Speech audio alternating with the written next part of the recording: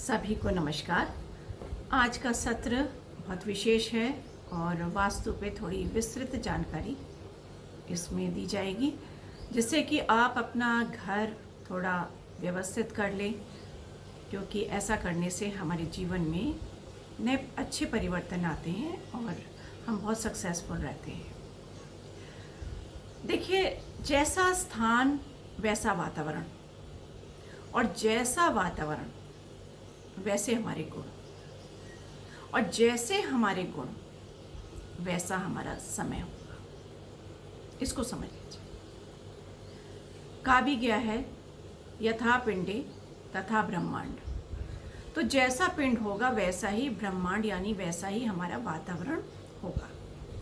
ये पूरा ब्रह्मांड हमारे लिए ईश्वर ने रचा है और इसमें सारी चीज़ें उसने हमको दी है, पर उसकी सही जानकारी और उसका सही सदुपयोग हमें चुनना होता है। और वास्तु भी उन कलाओं में से एक है जो हमें सिखाती है कि हम अपने घर को किस तरह व्यवस्थित करें, जिससे कि उसमें बहती हुई ऊर्जा हमें, हमारे पूरे परिवार को बहुत ही अच्छे रिजल्ट दे और पूरा परिवार सुखी रहे, कोई कमी ना रहे और आप सक्सेसफुल रहे। तो ऐसा वातावरण रहे। पर यदि उसके विपरीत हम काम करेंगे तो उसका उल्टा हम पे असर भी होगा। तो इसके बारे में थोड़ा सा जानकारी ज़रूर होना चाहिए हमें दिशाओं की। तो आज मैं 16 दिशाएं लूँगी, पर उससे पहले आ जाए कि वास्तु जो है वो जीवन को क्या बदल पाता है। बिल्कुल बदल पाता है। जब हम घर में सही जगह पर, सही स्थान पर अपनी चीज़ें व्यवस्थित करेंगे या उसको ऊर्जान्वित करेंगे, तो वो उसकी जो दिशा है वो हमारी दशा को बिल्कुल बदल देती है। ये निश्चित है। तो ईश्वर ने पूरी सृष्टि रच दी है। उसका जो क्रिएशन है उसमें नकारात्मक ऊर्जाएं भी हैं और सकारात्मक ऊर्जाएं भी हैं। उसमें दिशाएं भी हैं। उसमें पूरा ब्रह्मांड हमारा है ऊर्जा से भरा हुआ। नक्षत्र हैं, वातावरण है, भूमि है, मकान है, इंसान है, जीव जंतु है, सभी है। तो हमारा क्या काम है कि जो नकारात्मक ऊर्जा जीवन में आ गई है उसको हम सकारात्मक कर दें। अब 16 दिशाएं समझने से पहले जो बेसिक चीज़ है वो हम समझ लें। हम 2 चीज़ों को समझना है, एक प्राणिक ऊर्जा और एक जैविक ऊर्जा।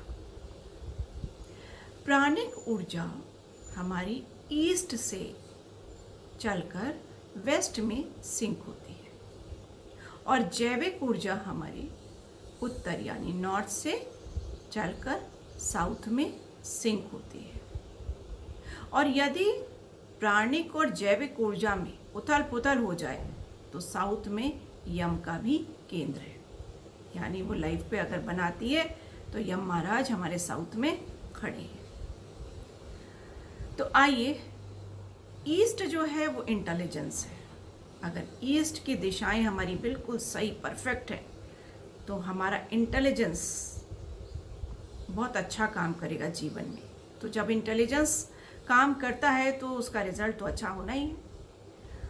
और नॉर्थ अगर बिल्कुल अच्छा है तो हमारा क्या अच्छा होगा, मैकेनिक फील्ड हमारी यानी कार्य करने की क्षमताएं वो बहुत अच्छी रहेंगी। तो इससे हमारा जीवन बहुत ही अच्छा रहेगा। नॉर्थ से चलते हैं अब 16 दिशाओं में। जो नॉर्थ है वो एक दिशा ऐसी है जहाँ से ग्रोथ और अपॉर्चुनिटीज़ हमको मिलती है, उसको बल मिलता है। नॉर्थ का ये गुण है, उसका हमें उपयोग करना चाहिए। नॉर्थ से ईस्ट की तरफ चलें तो नॉर्थ ईस्ट ये हेल्थ और इम्यूनिटी का केंद्र है। अगर ये बिल्कुल ठीक है तो घर में सबका स्वास्थ्य सही रहेगा, इम्यूनिटी बरकरार रहेगी। इसलिए ये जो चाइल्ड बर्थ का भी एरिया है, यानी जब स्वास्थ्य रहेगा तो उस घर में बच्चे भी पैदा होंगे अच्छे। और ईस्ट में चले तो नॉर्थ ईस्ट का केंद्र, ये क्लैरिटी ऑफ माइंड, आपका जो थॉट प्रोसेस है वो पॉजिटिव विचारों से बना रहेगा, आपकी थिंकिंग बहुत अच्छी होगी। तो जिस व्यक्ति की थिंकिंग अच्छी है उसके नतीजे भी अच्छे ही होते हैं। अब इधर चलते हैं हम, ईस्ट की तरफ चले तो ईस्ट नॉर्थ ईस्ट आता है, और ये केंद्र हमारे जीवन में प्रसन्नता भरता है, खुशियाँ, वो चाहे छोटी हों या बड़ी हों, क्योंकि छोटी छोटी खुशियों से हमारा दायरा बड़ा होता है। तो ये खुशियों का केंद्र है। तो अगर ये व्यवस्थित रहेगा, ऊर्जान्वित रहेगा, तो हम जीवन भर प्रसन्न रहेंगे, आनंद में रहेंगे। अब यहाँ से चले ईस्ट की तरफ। ईस्ट हमारा सोशल कॉन्टैक्ट्स, यानी कम्युनिकेशन हमारा इतना अच्छा रहेगा कि हमारे दोस्त बनेंगे। हमारा नाम इसीलिए होगा कि हम उन तक पहुंच पा रहे हैं, अपनी बात कह पा रहे हैं, वो हमसे एग्री करते हैं, हमारा दायरा बढ़ रहा है। तो वो बिजनेस हो या सर्विस हो, जब इन लोग का दायरा बढ़ेगा तो उनकी वैल्यू भी बढ़ेगी। ठीक है, अब आइए ईस्ट से साउथ की तरफ चलते हैं। तो ईस्ट साउथ ईस्ट, ये एरिया थोड़ा सा तनाव वाला एरिया है। इसको अगर ठीक रखना है जरूरी, नहीं तो हमारे जीवन में तनाव बढ़ सकता है, स्ट्रेस बढ़ सकता है, एंजाइटी बढ़ सकती है। अब और थोड़ा सा साउथ की तरफ चलेंगे तो साउथ ईस्ट आएगा, और ये बड़ा प्रबल, बहुत सुंदर केंद्र है, फायर का केंद्र है। और यहाँ पे कैश और लिक्विडिटी इनका केंद्र है। और हम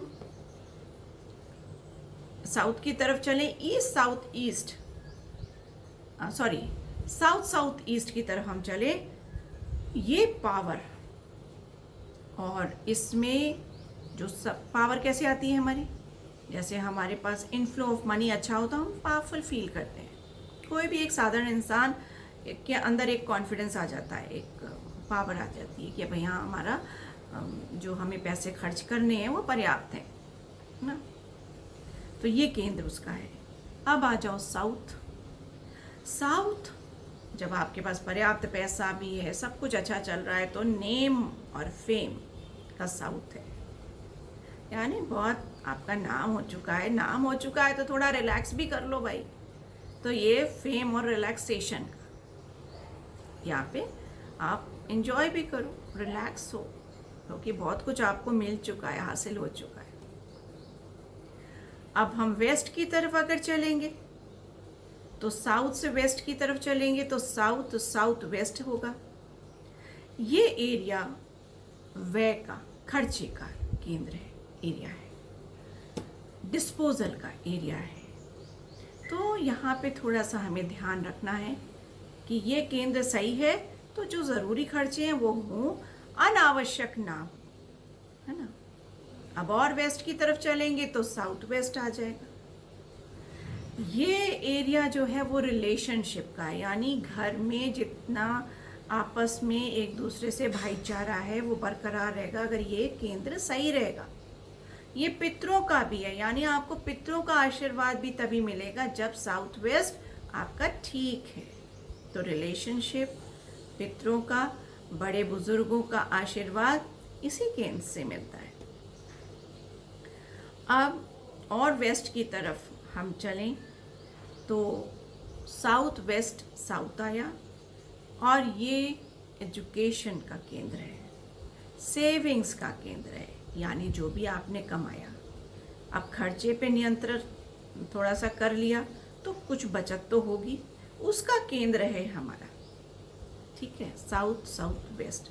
अगर जो बड़े बच्चे हैं वो साउथ साउथ वेस्ट में पढ़ेंगे तो उनकी एजुकेशन में ग्रोथ मिलेगी, सक्सेस मिलेगी। ये पढ़ने वाला केंद्र है, ठीक है। आइए साउथ, अब आता है वेस्ट। तो वेस्ट जो है वो हमारे प्रॉफिट्स का केंद्र है, गेन का।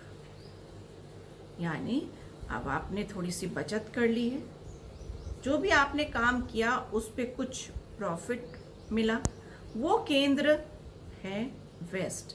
तो ये प्रबल रहेगा तो आपको प्रॉफिट मिलता रहेगा, ठीक है। आगे चलिए, वेस्ट नॉर्थ वेस्ट चलिए। ये केंद्र है डिटॉक्सिफिकेशन का, सफाई का। ये डिप्रेशन भी दे सकता है, थोड़ा सा हमें यहाँ पे सजग रहना होगा, अलर्ट रहना होगा, ठीक। इसको साफ रखना है जिससे कोई डिप्रेशन में न आए। इसके आगे चलिए नॉर्थ वेस्ट।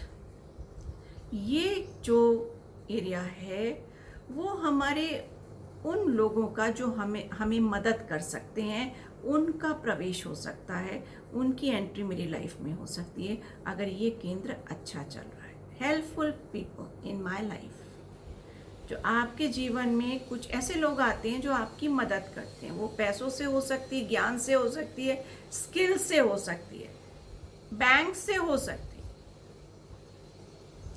तो ये केंद्र को साफ रखने से या ऊर्जान्वित रखने से आपकी पॉसिबिलिटीज पूरी हैं कि आपको इनसे मदद मिलेगी। और फिर नॉर्थ वेस्ट।